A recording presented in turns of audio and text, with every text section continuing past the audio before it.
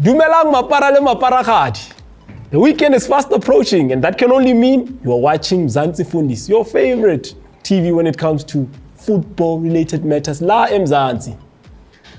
This week, re sa tshwere mapara rena ka hi, and re tlo discussa dilo tse paya. Ka lebitso nna ke Lekoko, your host. Batho ba ke se ba tshwereng ba maparaka.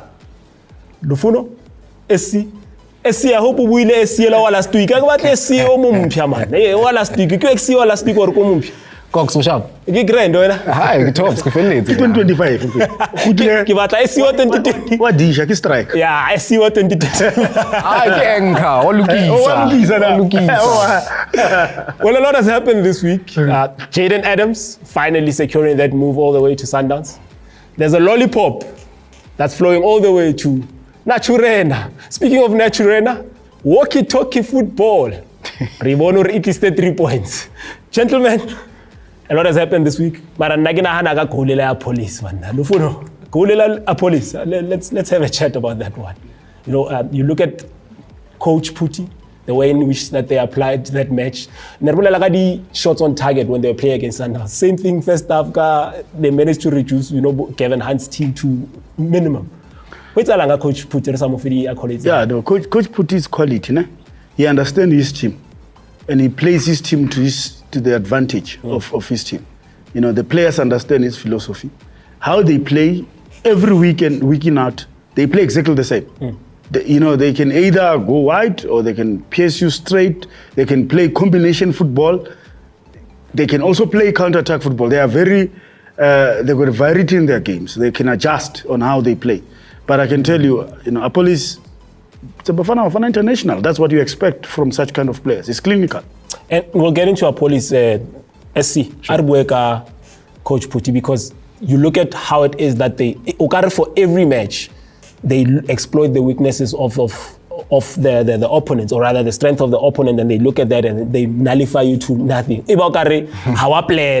So it's hard to prepare for a team like that because they play according to nullifying you instead of you knowing what their strengths are. Yeah, Cox, right. And Phuti Mohafe is that he's a master tactician, and you've been saying this on the show.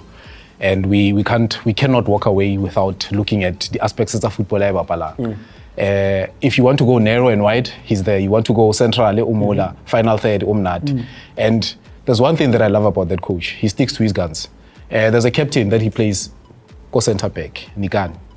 Proper center back. It's amazing that we don't talk about such players because they are playing again. It brings me back to conversation about Phuti Mohafe when we said because he doesn't talk the fluent English, he doesn't dress the way people dress in a normal sense. You look at Nikani, robust defender, marshals that defense so well.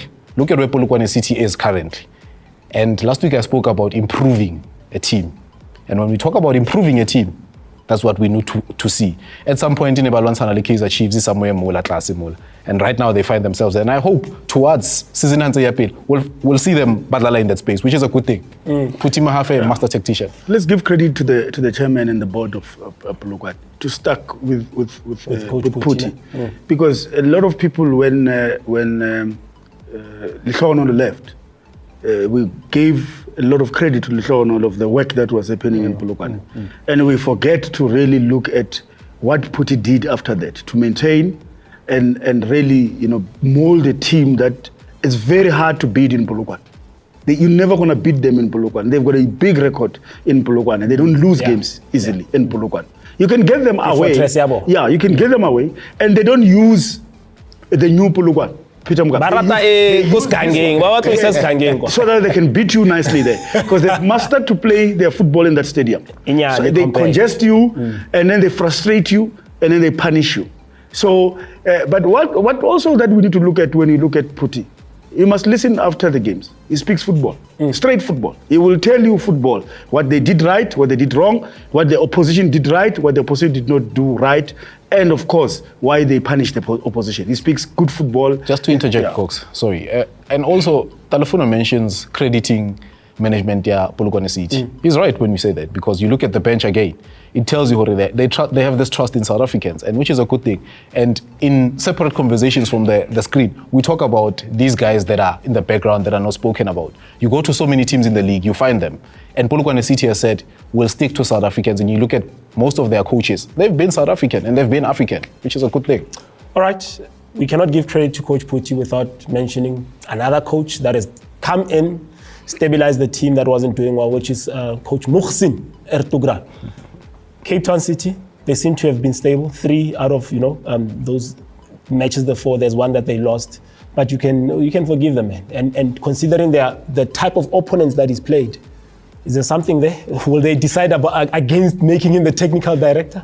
You see, when I was there the last time, Cox, I said, Mushin must prove me wrong against the so-called unfashionable teams. He must get points, okay? He has got two games, 6 points from Chiefs and Pirates. Now he has got another point, but he's winning at home. And the first game they went out, he lost. And he says they're playing too many games, which I don't understand. But let the PSL, you have a honeymoon phase in the PSL, and then it goes away.